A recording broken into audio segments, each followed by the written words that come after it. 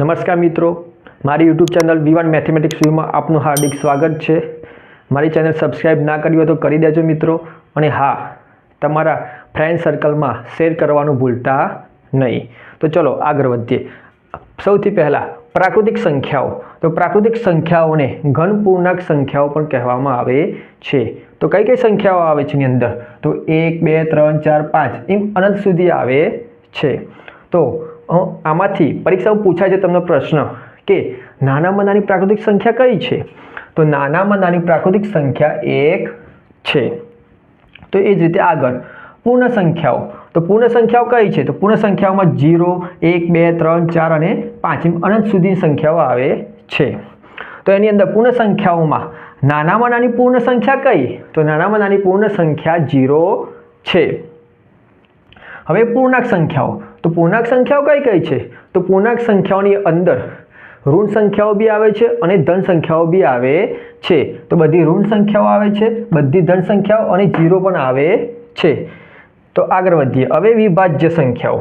તો વિભાજ્ય સંખ્યાઓ એટલે શું?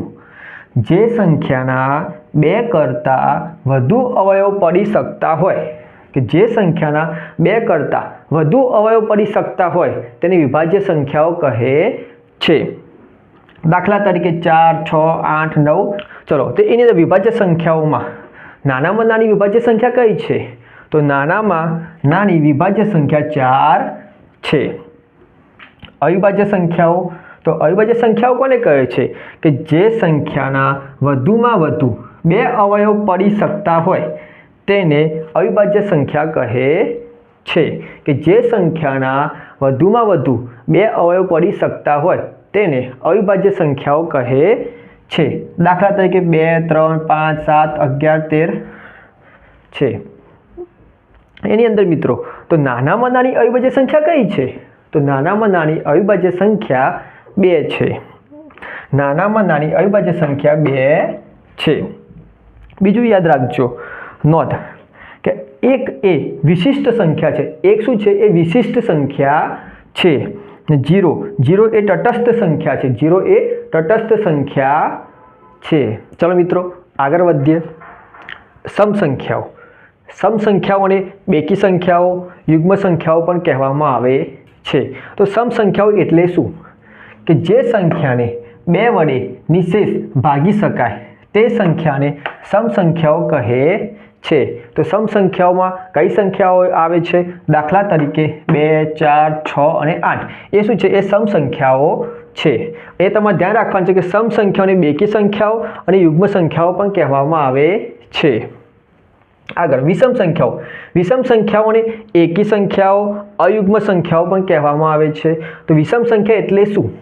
કે જે સંખ્યાને 2 વડે નિશેષ ભાગી ન શકાય તે સંખ્યાને વિષમ સંખ્યા કહે છે, અથવા એકી સંખ્યા બી કહેવાય છે અને અયુગ્મ સંખ્યા પણ કહેવામાં આવે છે। તો દાખલા તરીકે કઈ સંખ્યા આવે છે? તો 1 3 5 અને 7 એ કઈ સંખ્યા છે? વિષમ સંખ્યા છે, એકી સંખ્યા બી કહેવામાં આવે છે મિત્રો। હવે આગળ વધીએ। સમ્ય સંખ્યાઓ। સમ્ય સંખ્યાઓ એટલે શું?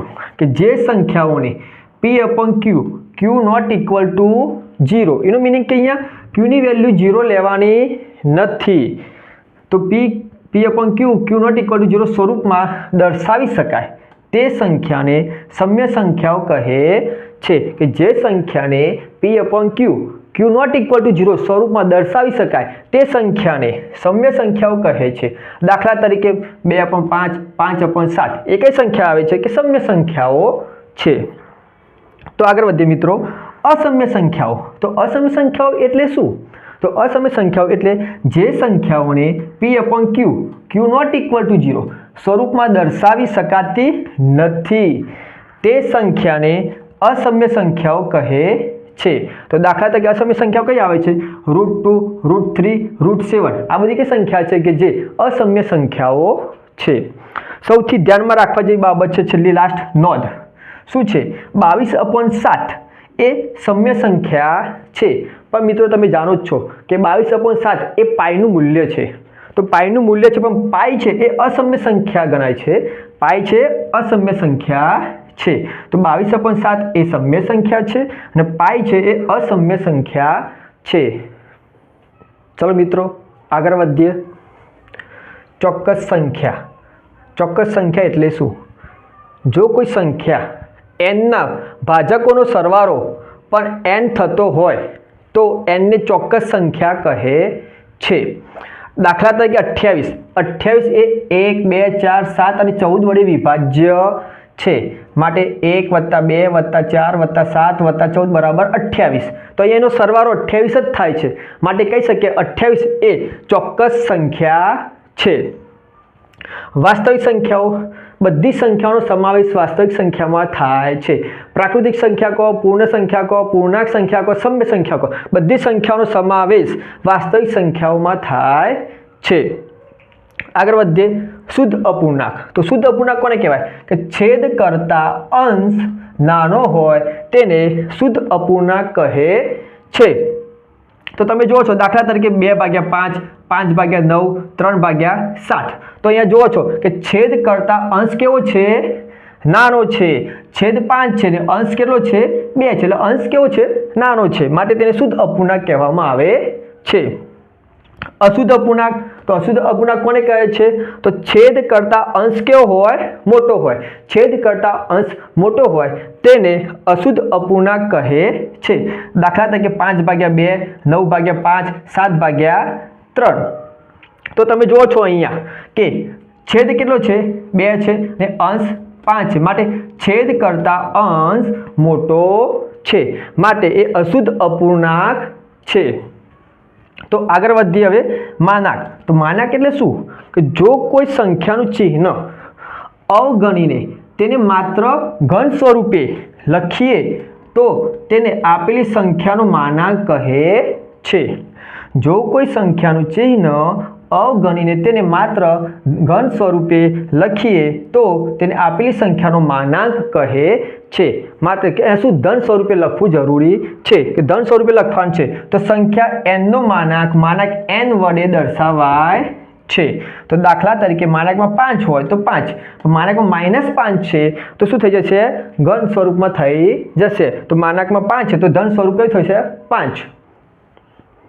ચલો મિત્રો હવે આગળ વધીએ. આપણે આગળ શીખી ગયા છે કે પ્રાકૃતિક સંખ્યાઓ, પૂર્ણ સંખ્યાઓ, બધી સંખ્યાઓ વિશે શીખી ગયા. તો એની ગણની પરિભાષામાં કઈ રીતે લખાય તેના વિશે આપણે શીખવાનું છે. તો ગણની પરિભાષામાં કઈ રીતે લખાય છે? તો પ્રાકૃતિક સંખ્યાના ગણને n વડે દર્શાવાય છે. તો પ્રાકૃતિક સંખ્યાના ગણને શા વડે દર્શાવવામાં આવે છે? n વડે દર્શાવાય છે. તો ને n = છગડીયા કૌંસમાં 1 2 3 4 આ રીતે લખી શકીએ છીએ મિત્રો. તો પૂર્ણ સંખ્યા. તો પૂર્ણ સંખ્યાને ઘન w વડે દર્શાવાય છે. તો પૂર્ણ સંખ્યા ગણને w વડે દર્શાવાય છે ને w બરાબર છગડીયા કૌંસમાં 0 1 2 3 4 વડે દર્શાવાય છે. તો આગળ વધીએ હવે. પૂર્ણાંક સંખ્યા. તો પૂર્ણાંક સંખ્યા ગણ z વડે દર્શાવાય છે. તો પૂર્ણાંક સંખ્યા ગણને z વડે દર્શાવાય છે. તો z બરાબર છગડીયા કૌંસમાં ઋણ સંખ્યા, ધન સંખ્યા અને 0 બધી સંખ્યા આવે છે. તો હવે શું છે? સમ્ય સંખ્યા. તો સમ્ય સંખ્યાના ગણને q વડે દર્શાવાય છે. તો સમ્ય સંખ્યાના ગણને q વડે દર્શાવાય છે. તો q બરાબર p/q.